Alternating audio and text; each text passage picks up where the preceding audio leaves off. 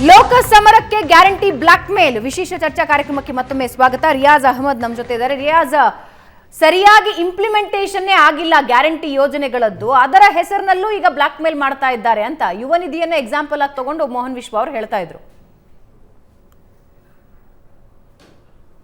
ಖಂಡಿತ ಈಗ ಇವ್ರು ಏನು ಮಾಡ್ತಿದಾರಲ್ಲ, ಇಷ್ಟೆಲ್ಲ ಕಾಂಗ್ರೆಸ್ನವರಿಗೆ ಪ್ರಶ್ನೆ ಮಾಡ್ತಾ ಇದಾರಲ್ಲ, ಒಪ್ಕೊಳ್ಳೋಣ. ಯಾಕಂದರೆ ಪ್ರಶ್ನೆ ಮಾಡಲೇಬೇಕು. ಇವತ್ತು ಎಲ್ಲ ರಾಜಕಾರಣಿಗಳು, ರಾಜಕೀಯದವ್ರು ಏನು ಮಾಡ್ತಾ ಇದ್ದಾರೆ, ನಿಮ್ಮ ಮನೆಗೆ ಕರೆಂಟ್ ಬರ್ತಾ ಇದೆ, ಇದು ಇದು ನೀರು ಬರ್ತಾ ಇದೆ, ಕಸದ ಗಾಡಿ ಬರ್ತಾ ಇದೆ, ಅದನ್ನು ನಿಲ್ಲಿಸ್ಬಿಟ್ಟು ಏನು ಮಾಡ್ತಾರೆ ಅವರು, ನೀವು ಅವ್ರ ಹತ್ರ ಹೋಗಬೇಕು, ರಾಜಕಾರಣಿಗಳ ಹತ್ರ ಹೋಗಬೇಕು. ನಮ್ಮ ಮನೆಗೆ ಕರೆಂಟ್ ಸರಿಯಾಗಿ ಬರ್ತಾ ಇಲ್ಲ, ನೀರು ಸರಿಯಾಗಿ ಬರ್ತಾ ಇಲ್ಲ, ಕಸದ ಗಾಡಿ ಒಂದು ಬರ್ತಾ ಇಲ್ಲ ಅಂತ.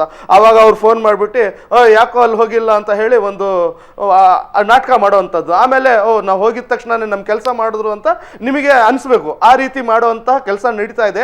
ಇವತ್ತು ಕಾಂಗ್ರೆಸ್ನವರಿಗೆ ಪ್ರಶ್ನೆ ಮಾಡೋದು ಅದೇ ರೀತಿಯಲ್ಲಿ ಬಿಜೆಪಿಯವರಿಗೂ ಪ್ರಶ್ನೆ ಮಾಡಬೇಕು. ಯಾಕಂದ್ರೆ ಪ್ರಶ್ನೆ ಮಾಡೋರು ಇರೋವರೆಗೂ ಪ್ರಜಾಪ್ರಭುತ್ವ ಉಳಿಯುತ್ತೆ. ಆದ್ರೆ ಇದೇ ಮೋದಿ ಅವರು 2022 ಪ್ರತಿ ಭಾರತೀಯರಿಗೂ ಮನೆ ಕೊಡ್ತೀನಿ ಅಂತ ಹೇಳಿದ್ರು, ಮನೆಯಲ್ಲಿ ನಲ್ಲಿ ಹಾಕಿ ನೀರನ್ನು ಕೊಡ್ತೀವಿ ಅಂತ ಹೇಳಿದ್ರು. ಅವ್ರು ಒಂದು ಆಡಿಯೋನು ಇದೆ, ಒಂದು ವಿಡಿಯೋ ಸಮೇತ ಇದೆ. ಒಂಚೂರು ಇದನ್ನು ಒಂದು ಸರ್ತಿ ಕೇಳಿಸ್ಬೇಕು ಇವರಿಗೆ. घर होगा, ओके, घर की महिला के नाम पर होगा, ओके, घर होगा, घर में नल होगा, ओके, राइट ನಾನು ಕೇಳಿಸ್ತು ರಿಯಾಜ್. ಎಸ್, घर होगा जल होगा. ಹಾ, घर होगा जल होगा, नल होगा. ಇದನ್ನ ಪ್ರಶ್ನೆ ಮಾಡ್ಬೇಕು ತಾನೆ. ಎಲ್ಲಿದೆ ಮನೆಗಳು ಕೊಟ್ರು ಇವರು ಎಲ್ಲಿ ಮನೆಗಳು ಕೊಟ್ರು ಇವ್ರು? ಯಾವತ್ತಿದ್ರು ಬರೀ ಒಬ್ರನ್ನ ತೋರಿಸಿ ಒಂದು ರಾಜಕೀಯ ಮಾಡುವಂತ ಕೆಲಸ ಮಾಡ್ತಾರಲ್ಲ, ಅದನ್ನು ನಾವು ಖಂಡಿಸ್ಬೇಕು. ರೈಟ್. ರಿಯಾಜ್, ಉತ್ತರ ಕೊಡ್ಲಾ? ರಿಯಾಜ್, ಕೇಂದ್ರದಲ್ಲಿ ಜಲಶಕ್ತಿ ಮಂತ್ರಾಲಯ ಅಂತಿದೆ. ನಿಮ್ ಮೊಬೈಲ್ ಇಟ್ಕೊಂಡು ಓಪನ್ ಮಾಡ್ಬಿಟ್ಟು ಅದ್ರ ವೆಬ್ಸೈಟ್ ಓಪನ್ ಮಾಡಿ, ಅದ್ರಲ್ಲಿ ಬರುತ್ತೆ ಇಡೀ ದೇಶದಲ್ಲಿ 18 ಕೋಟಿ ಮನೆಗಳಿದಾವೆ. 18 ಕೋಟಿ ಮನೆಗಳಲ್ಲಿ ಕಳೆದ 4 ವರ್ಷಗಳಲ್ಲಿ 12 ಕೋಟಿ ಮನೆಗಳಿಗೆ ಶುದ್ಧ ಕುಡಿಯುವ ನೀರು ಕೊಟ್ಟಿರೋದು. ಕರ್ನಾಟಕದಲ್ಲಿ ನಿಮಗೆ 52 ಲಕ್ಷ ಮನೆಗಳಿಗೆ ಶುದ್ಧ ಕುಡಿಯುವ ನೀರು ಕೊಟ್ಟಿರೋದು. ಅದರಲ್ಲಿ ಶಿವಮೊಗ್ಗ ಜಿಲ್ಲೆನೂ ಇದೆ. ನೀವು ಶಿವಮೊಗ್ಗದವ್ರಂತ ಗೊತ್ತು, ಶಿವಮೊಗ್ಗಕ್ಕೆ ಎಷ್ಟು ಕೊಟ್ಟಿದ್ದಾರೆ ಅಂತಾನು ನೋಡಿ. ಅರ್ಥ ಆಯ್ತಲ್ಲ?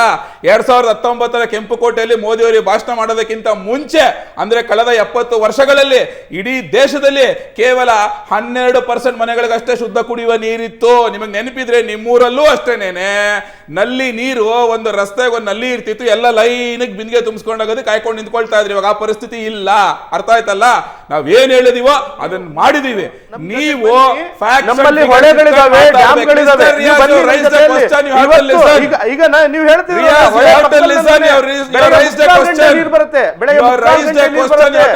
ನಾನ್ ನಿಮ್ ತರ ಗಾಳಿಲಿ ಗುಂಡೊಡೆಯವನಲ್ಲ.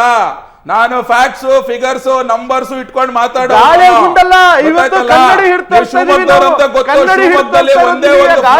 ಬರ್ಲಿಕ್ಕೆ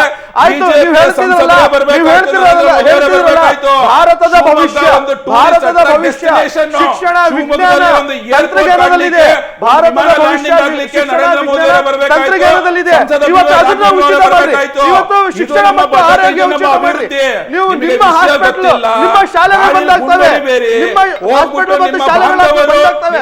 ಒಂದು ಕೆಲಸ ಮಾಡಿ, ಯಾವ ಗ್ಯಾರಂಟಿನೂ ಬೇಡ, ಶಿಕ್ಷಣ ಮತ್ತು ವಿದ್ಯಾಭ್ಯಾಸ, ಶಿಕ್ಷಣ ಮತ್ತು ಆರೋಗ್ಯ ಉಚಿತಗೊಳ್ಳೋದಾಗತ್ತಾ? ಅದನ್ನ ಗ್ಯಾರಂಟಿ ಕೊಡ್ತೀರಾ? ಅದನ್ನ ಹೇಳಿ ನೀವು ಭಾರತೀಯರಿಗೆ. ಶಿವಮೊಗ್ಗದ ನಿಮ್ಮ ಬಾಂಧವ ರೈತರನ್ನ ಕೇಳಿ. ಕಿಸಾನ್ ಸಮ್ಮಾನ್ ಯೋಜನೆಯಿಂದ ಕೇಂದ್ರದಿಂದ 6,000 ರೂಪಾಯಿ ಬರ್ತಾ ಇದೆ. ಶಾಲೆಗಳು, ಕಾಲೇಜುಗಳು,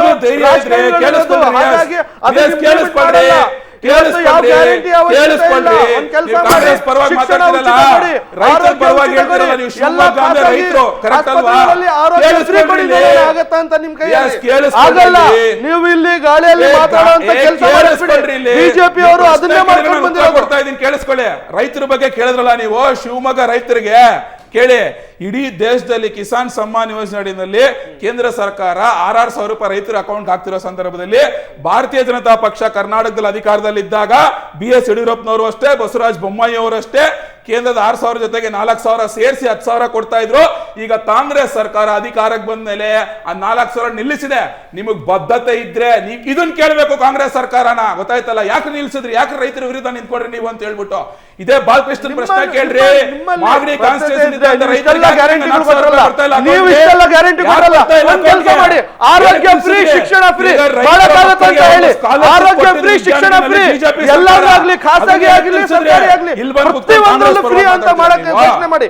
ಎಲ್ಲ ಖಾಸಗಿ ಆಸ್ಪತ್ರೆ ಆಸ್ಪತ್ರೆಗಳಲ್ಲಿ ಶಾಲೆಗಳಲ್ಲಿ ಶಿಕ್ಷಣ ಮತ್ತು ಆರೋಗ್ಯ ಫ್ರೀ ಅಂತ ಹೇಳಿ ನೋಡೋಣ. ನೀವು ಬಂದಿರುವಂತ ಹಣದ ಬಗ್ಗೆ ಸರ್ಕಾರಕ್ಕೆ ನೀವು ಕೇಂದ್ರ ಮತ್ತು ರಾಜ್ಯ ಸರ್ಕಾರಕ್ಕೆ ನೀವು ಇದನ್ನು ಒತ್ತಾಯಿಸಿ ನೋಡೋಣ. ನೀವು ಬಿಜೆಪಿ ಅವರು ಹೇಳಿ ಈಗ ಶಿಕ್ಷಣ ಮತ್ತು ಆರೋಗ್ಯ ಫ್ರೀ, ಪ್ರತಿ ಬೇರೆ ಏನು ಯಾವುದೇ ಯೋಜನೆಗಳು ಬೇಡ. ಏನಂದ್ರೆ ಅರ್ಥ ಆಗಿಲ್ಲ. ಶಿಕ್ಷಣ ಆರೋಗ್ಯ ಪ್ರತಿ ಖಾಸಗಿ ಶಾಲೆಗಳಲ್ಲಿ ಇದು ಮತ್ತೆ ಆಸ್ಪತ್ರೆಗಳಲ್ಲಿ ಪೂರ್ತಿ ಫ್ರೀ ಅಂತ ಘೋಷಣೆ ಮಾಡಕ್ಕಾಗತ್ತಾ? ಅದನ್ನ ಮಾಡಿಸಿ ಸಾಕು. ಯಾಕಂದ್ರೆ ಇವತ್ತು ಯಾವುದೇ ಅನುದಾನಗಳು ಬೇಡ, ಯಾವುದೇ ಗ್ಯಾರಂಟಿಗಳು ಬೇಡ. ಪ್ರಶ್ನೆ ಮುಗಿತಾ? ಇಡೀ ಜಗತ್ನಲ್ಲೇನೆ ಅತಿ ಹೆಚ್ಚು ಸಕ್ಸಸ್ಫುಲ್, ಅತಿ ಹೆಚ್ಚು ಜನಗಳಿರುವಂತ ಒಂದು insurance scheme Ayushman Bharat launch ಮಾಡಿದ್ದು ಬಿಜೆಪಿ ಸರ್ಕಾರ, ಅದು ನರೇಂದ್ರ ಮೋದಿ ಅವರ ಸರ್ಕಾರ. ಇವತ್ತು ಎಲ್ಲರೂ ಇನ್ಶೂರೆನ್ಸ್ ಪ್ರತಿಯೊಬ್ಬ ಬಡವ ಬಲ್ಲಿದೆ ಎಲ್ಲರೂ ನಾವು ಹಾರ್ಟ್ ಒಂದು ₹1 ಲಕ್ಷ ಹೋದ್ರೆ ಎಷ್ಟು ಕಡಿಮೆ ಆಗಿದೆ ಅಂತ ಗೊತ್ತಾಗುತ್ತೆ. ಜನೌಷಧಿ ಕೇಂದ್ರಗಳಲ್ಲಿ ಶಿವಮೊಗ್ಗದಲ್ಲಿ ಮಾತ್ರೆಗಳು ಬೆಲೆ ಕೇಳಿ ಎಷ್ಟು ಕಡಿಮೆ ಆಗಿದೆ ಅಂತ ಗೊತ್ತಾಗುತ್ತೆ. ಇದ್ಯಾವುದು ಆರೋಗ್ಯ ಅಲ್ವಾ? ಆರೋಗ್ಯ ಅಲ್ವಾ ನಿಮ್ಗೆ? 2000 ರೂಪಾಯಿ ಎಷ್ಟು ಡಿಸ್ಟ್ರಿಕ್ಟ್ ಹಾಸ್ಪಿಟಲ್ ಬಂತ ದೇಶದಲ್ಲಿ ಇವತ್ತು? ಇದ್ಯಾವುದು ಆರೋಗ್ಯ ಅಲ್ವಾ ನಿಮ್ಗೆ? ಸಹಾಯಕ ಒಂದ್ ಬಡವ 2000 ರೂಪಾಯಿ ಇಟ್ಕೊಂಡು ಹೋಗ್ಬೇಕು, ಅವನನ್ನ ATM ಅಂತ ತಿಳ್ಕೊಂಡಿದ್ದಾರೆ ಆಸ್ಪತ್ರೆ ಅವರು. ಅದನ್ನ ಉಚಿತ ಕೊಡಿ, ಶಿಕ್ಷಣ ಉಚಿತ ಕೊಡಿ. ಇಷ್ಟೊತ್ತು ನಾನು ಹೇಳಿದ್ದೇನು?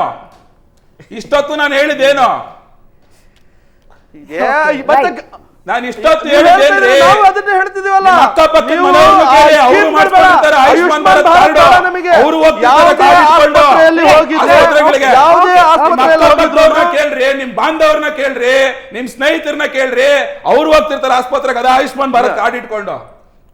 ಸುಮ್ನೆ ಏನೇನೋ ಹೇಳೋದಲ್ಲ ಟಿವಿಲಿ ಕುತ್ಕೊಂಡು ಗಾಳಿಲಿ ಗುಂಡೋಡ್ಕೊಂಡು. ಎಸ್, ಒಂದೊಂದು ಚಿಕ್ಕ ಬ್ರೇಕ್ ತಗೊಂಡ ವೀಕ್ಷಕರ, ಬ್ರೇಕ್ ನಂತರ ಚರ್ಚೆ ಮುಂದುವರಿಸ್ತೀವಿ.